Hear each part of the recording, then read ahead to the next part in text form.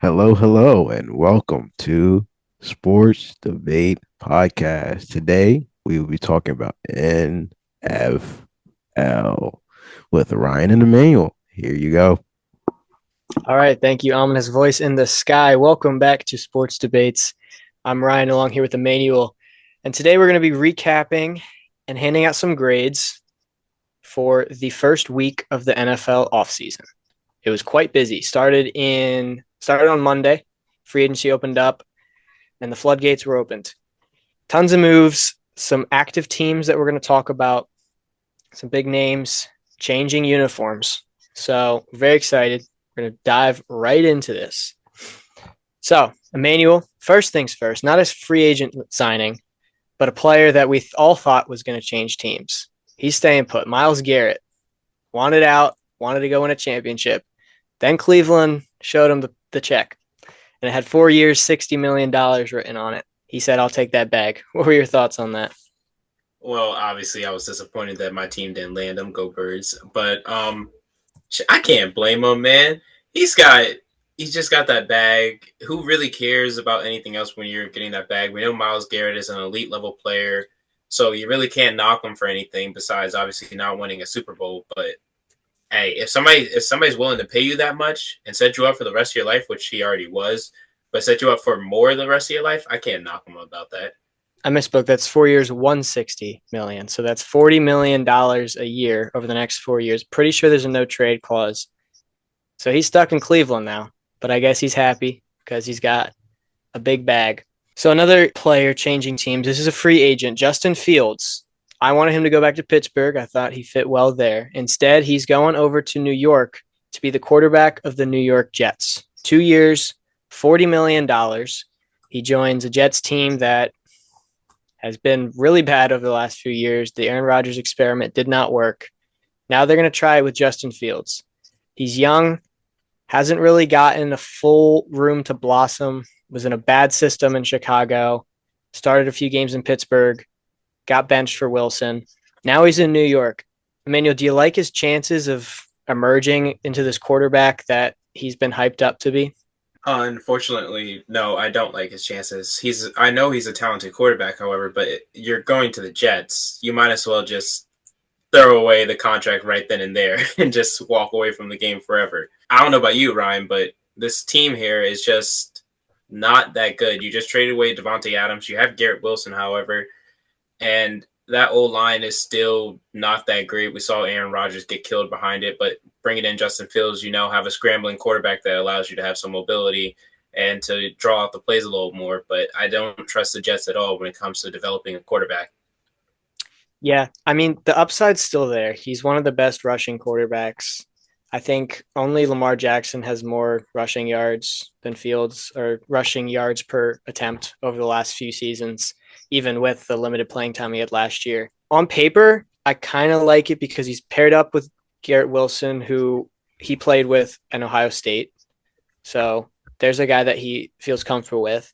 And we see what happens when you pair a running quarterback with a good running back. We saw that in Philly. Jalen Hurts' ability to run definitely helped Saquon become more of a threat.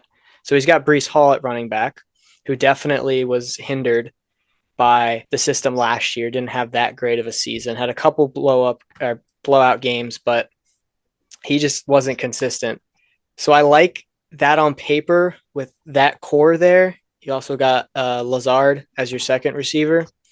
But I mean, if Aaron Rodgers wasn't going to work and all the talent he brings, because Rodgers still had a decent season last year. He still threw for a lot of yards. He had good receivers. So while it looks good on paper, I don't trust the Jets to be able to bring it to its full potential just because they're the Jets, and that franchise is kind of lost when it comes to football.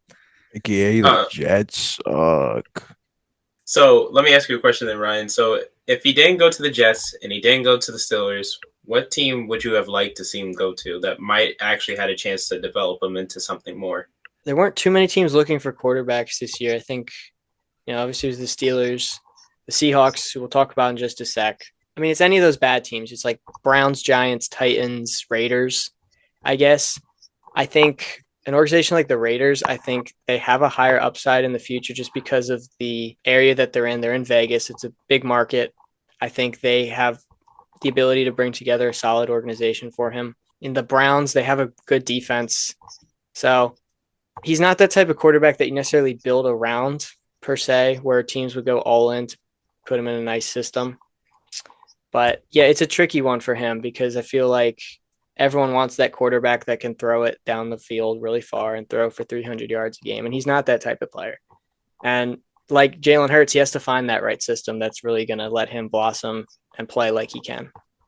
I was going to say maybe the Titans, seeing as they have the number 1 pick, instead of going a quarterback in a weak draft class, maybe they pick up Travis Hunter, give you Justin Fields, Travis Hunter, and you have Tajay Spear as your running back, or Tony Pollard, whoever you want to go, and they have a decent defense that obviously still needs some rebuilding, but at least you give the quarterback a weapons and a chance at least. Just mentioned them. The Seattle Seahawks have been quite busy this past week.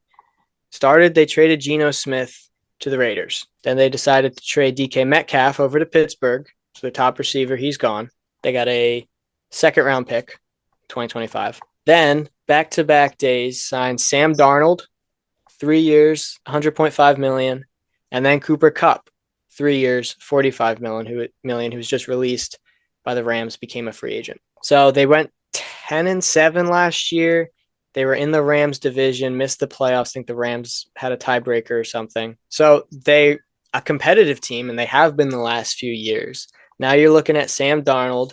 You're looking at Cooper Kupp. They signed Marquez Valdez-Scantling to a 1-year deal. And you've got, pull up his name so I say it right, Jackson Smith. How do you pronounce that? Jackson Smith and Njigba. Okay. Solid wide receiver core there. Behind Sam Darnold, you got Noah Fant, Kenneth Walker III. That's your offensive core. So when you look at this team, whole new look in just a week. They're in a weak division, Rams, Cardinals, and then I guess the Niners are the biggest threat if they all stay healthy and can be the Niners that they have been. How do you like Seattle's chances? How competitive do you see them as a team following these moves?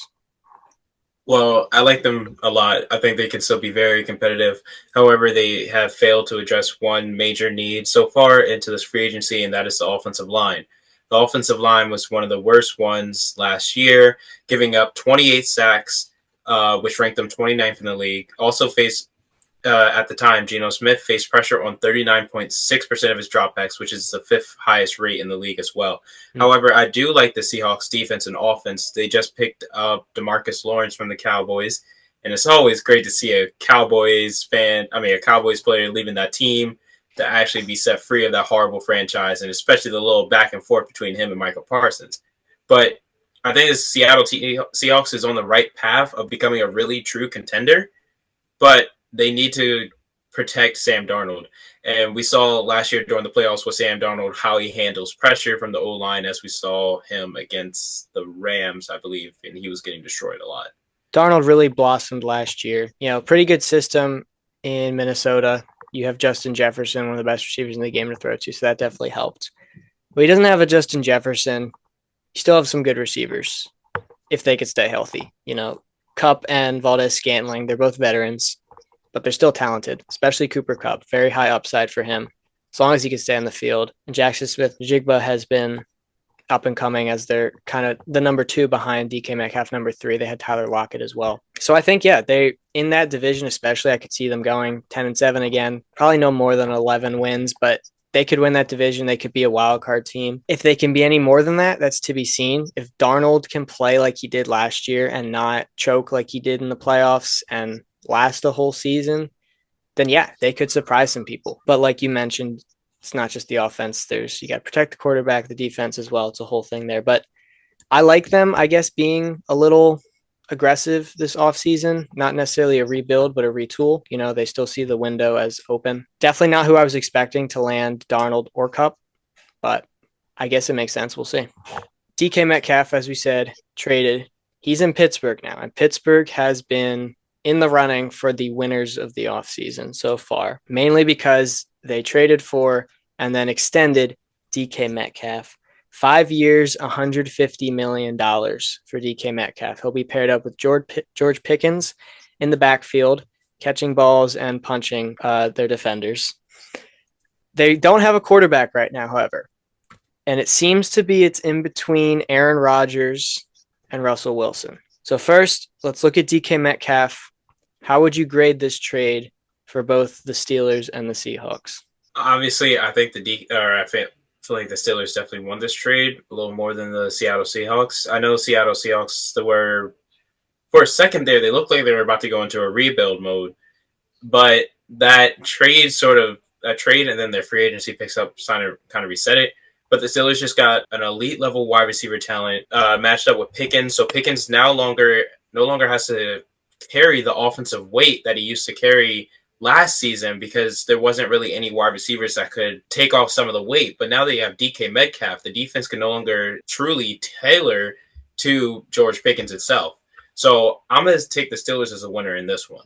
I think it's definitely Steelers as well. I think definitely the extension on DK really put it over the top. Anytime you can get a guy like that and then lock him up for multiple years, you win, no matter what the return was. I think the Seahawks, though, they probably wanted a little more than just one draft pick. Is a second rounder, so it's not bad. But considering the market, I think you can rest easy with that, especially DK. He wanted out, so you had to get him out of there. Yeah, so I think it's a Steelers win for sure. They are in a really good situation. It's very high risk, high reward for DK because he's very talented, but he's also got a little bit of an attitude problem and could cause some trouble, which they already have with Pickens. But you take that risk when both of those guys can put up some crazy numbers for you in the backfield.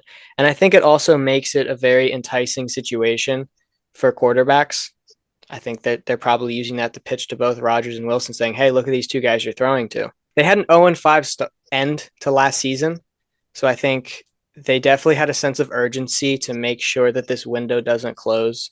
And I think I said when we were previewing the offseason that I wanted them to really put the chips in and compete for a Super Bowl and get out of that wild card team and that's it situation that they're in where they've been the last few years, 9-7, maybe a couple wins more, but you're out in the first round. And I wanted them to do a little more. And I think this is a really good start, especially because that defense, that core is getting a little older.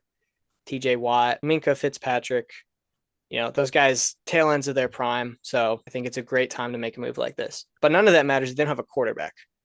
So Aaron Rodgers, Russell Wilson, those are the two in consideration. Who would you like to see as the starting quarterback for 2025? I would love to see Russell Wilson come back personally because, one, he already knows the system. Two, he did pretty well when he was there. And after last year, I kind of trust Russell Wilson to not be as injury prone as Aaron Rodgers is. And I'm pretty sure Russell Wilson's a little younger than Aaron Rodgers. Maybe not by much. But, I trust Russell Wilson more. And if you bring in Aaron Rodgers, you have to teach him the scheme, which, to be fair, he probably wouldn't take long because it's Aaron Rodgers. But maybe, just throwing this out there, just a little push. Is Kyler Murray tied down? From what I've read, not exactly. There were odds of a team to land him if he was on the market. That's what I was saying. Maybe, just saying. Kyler Murray would be a really good fit. I think he'd be a really good fit there, and he would have some amazing weapons. Yeah, for sure. Yeah, if I had to pick between the two, I definitely lean Russell Wilson as well, mainly because he was there last year. But I think he may leave a little bit of a bad taste in Steelers fans' mouths just because of that finish last year. 0-5 down the stretch and get ousted by your division rival Ravens in the playoffs.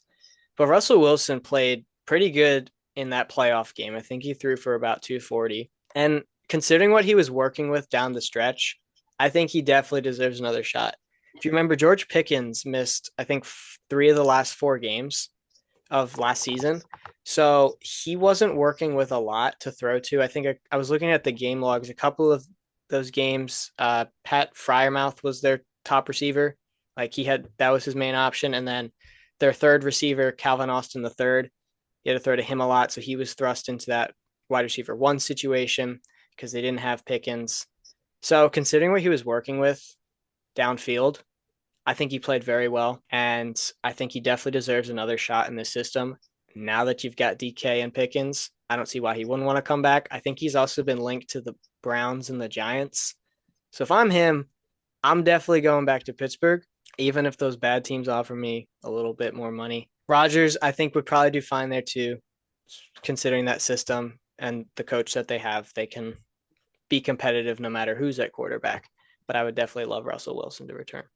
Yeah, and I think most people would agree that every team would prefer a dual threat quarterback such as Russell Wilson over a pocket passers, maybe such like Aaron Rodgers, because it just opened up the whole alleyway when it comes to your offense.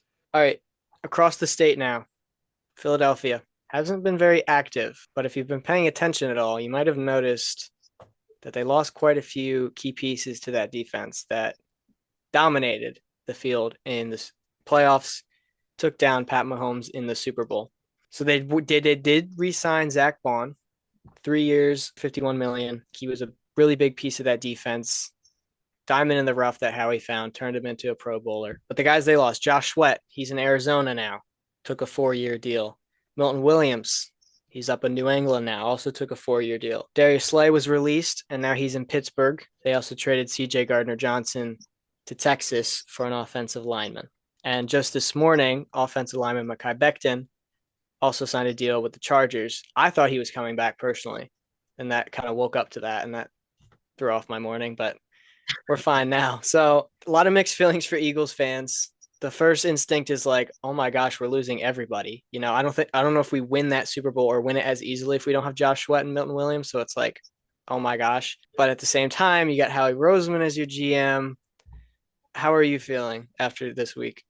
So after my obviously initial surprise of everybody that we was losing, I sort of calmed down and looked at it again and realized I'm not that worried. There's not that much to be worried about here when we got these young, talented guys who were mentored, because you got to remember, these guys aren't just players that come on the field and show up and show out, but these are players off the field that mentor these young guys and teach them exactly how to play the game properly at the level that they were playing it. So you have like Sweat, Williams, Slay, CJ Gardner-Johnson, and I'm not that concerned because I see the young guys. You got Jalex Hunt, which I'm kind of curious about to see. And we just signed Joshua Uchui, or I might be messing up his last name, who in 2022 had a pressure rate of 16.7, which was sixth best among edge defenders back then. Williams' backup is Moro Ojomo. Slay, we just signed Adoree Jackson. We have Quinton Mitchell, Eli Ricks, Cooper DeJean, Keelan Ringo. I'm not that concerned. And then CJ Gardner-Johnson, you have Sidney Brown. Now, the safeties is where it starts to get shaky. I'm kind of concerned about the safeties. We don't really have much depth there. And I'm not really instilled with a feeling of trust when I see our bench, unless Lewis Klein shows up and shows out, and then we draft somebody. But yeah, not that really worried about our draft or our free agency losses. Yeah, I think if I have any other general manager, I'm freaking out. But it's like, and I don't want to put absolute faith in him because, like, you know, it's hard to draft players, and he's done it before. We could miss out, but you know that these guys were going to get bags. I mean, Joshua and Milton Williams just took down Pat Mahomes like 6 times on the biggest stage. Of course, they're going to get bags. And maybe they'd be willing to take a team-friendly deal to come back and try to run it back. But you have to respect them. I mean, that's a once-in-a-lifetime opportunity to get a contract like that. And that's why you play. That's why you go to that Super Bowl to win, but also a chance to put your talent on display in a walk year. Yeah. So it makes sense. And I'm sure Howie knew, like, yeah, okay, we don't have all the money in the world. We're paying our quarterback and our running back tons of money already. Can't keep everybody. I think Howie also knew that a lot of these guys were going to get us draft picks with their contracts. I'm looking at it right now. So Isaiah Rodgers qualified us for a 6th round draft comp pick. Milton Williams got us a 3rd round comp pick. Josh Sweat got us a 4th round comp pick. So in 2026, we have 5 of the top 100 picks, 12 overall. So we have tons of picks to address any of these holes. With this upcoming draft in 2025, I'm sure we address a safety and some other positions, but we get to test out some of these backups this year. And if anything doesn't work, we got 12 picks to go find somebody else. We've heard tons. There's lists you can find of all of Howie's draft picks. Like, the chances of us finding someone else is going to fit the system is fairly high because this team is great at finding people and developing them into this system. Not only that, but there's also a trade rumor swirling around inside the Eagles stadium about Dallas Goedert being on the Yes, trade block. I did see So, that.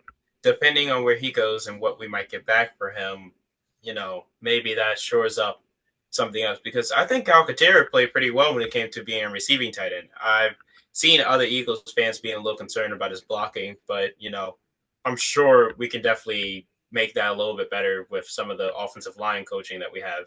But Yeah, how do you feel about potentially trading Dallas Goedert? Because that threw me off when I first saw that. I was like, oh shoot, I didn't know we were thinking about that.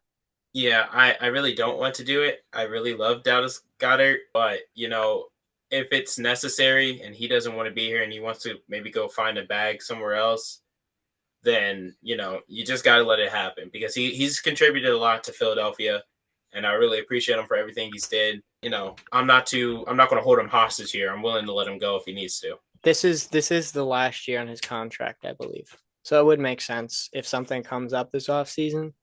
He's definitely going to test the market. It's a $12 million cap hit this year, and then he enters universal free agency in 26. So he's definitely going to be the top tight end in that market. I don't know who else is on there, but pretty sure he's going to be the best.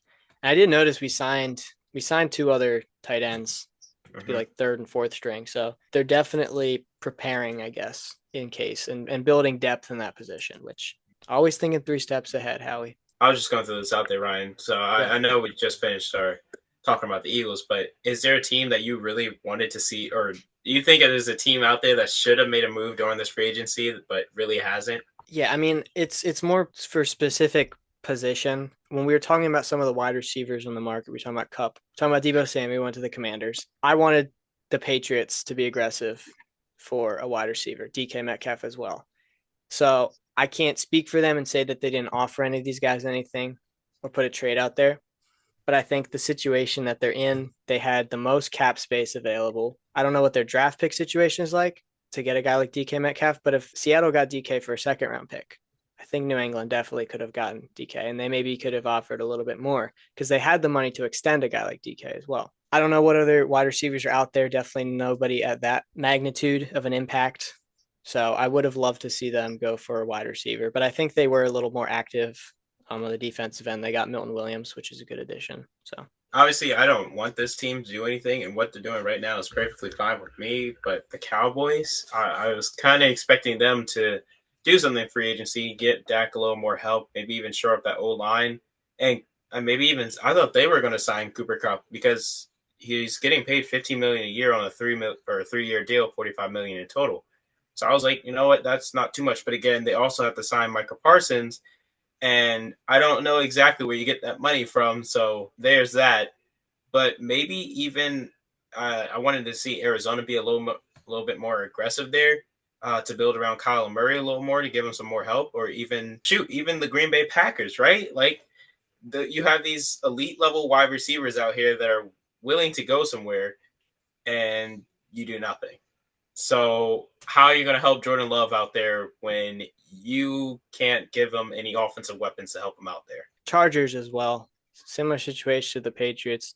They got Mike Williams on a 1-year deal as a receiver. So now it's Mike Williams, Quentin Johnson, Lad McConkey. They need to I cut Quentin I Johnson. need my boy Herbert. I need him to have an elite receiver because I think that would be absolutely dangerous. It's gonna elevate everybody. They got Najee Harris as their running back. That's interesting. He's over from Pittsburgh. I wanted the Chargers to be aggressive. You've got a generational quarterback. Put yourself over the top. We're talking about the AFC maybe being a little wider open now that the Chiefs have been exposed. Like, try for it. But Shoot, Buffalo. Buffalo did almost nothing this entire offseason besides extend Josh Allen for a little bit more money, which I believe he pushed it down farther down the line. So he's basically not making too much of a cap hit at all. They didn't get him any wide receivers, and I kind of feel bad for him because you got these wide receivers out here that are willing to go there. I mean, sure, nobody really wants to live in Buffalo. No offense, guys, it's cold up there. But so there are a few notable names still out on the market. Obviously, it's only been a week, so plenty of time for things to still happen. Stephon Diggs is still out there. A little bit on the older side, but he's got some upside. So teams I mentioned looking for a receiver. Amari Cooper as well. Barely did anything for the Bills. So, Yeah, of course, I get him Aaron for dirt Rodgers cheap. and Russell Wilson. Keenan Allen. So, veteran wide receivers, I should say. But guys that can make an impact. But Keenan Allen would do good at the Packers. They're all young wide receivers there. You don't really have a veteran There wide you go. receiver there. J.K. Dobbins. He did pretty good last year for the Wasn't he? Chargers. Yeah, got hurt, right? He was hurt, but like He it did was pretty good while he one was of his healthy. best seasons. So he's out there still, and was looking for a running back. Yeah, those seem to be the major names. So this was definitely a hectic first week, but there will still be moves, and we will talk about them when they happen. So, all right, Dwayne, close us out. Thank you for watching Sports Debates Podcast. Make sure to like and subscribe, and we will be back with another one.